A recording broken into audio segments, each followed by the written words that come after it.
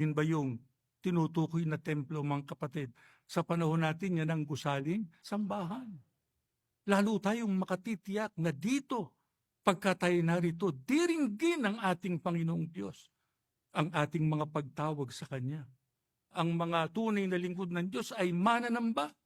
Hindi pinababayaan ang kanilang pagsamba, hindi tinatalikuran ang kanilang mga paglilingkod sa Diyos. Sapagkat alam natin ang Diyos ang tanging makatutulong sa atin.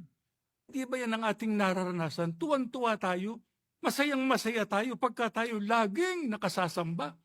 Sapagkat natatanggap natin yung pagpapalakas, yung sustansya na kailangan natin para tayo lalong tumatag, tumibay sa ating pananampalataya para malampasan natin ang lahat ng pagsubok sa buhay na ito.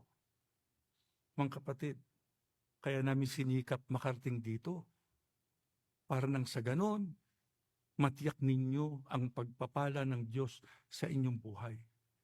Hindi na kasi magaang ang pagdadala ng buhay.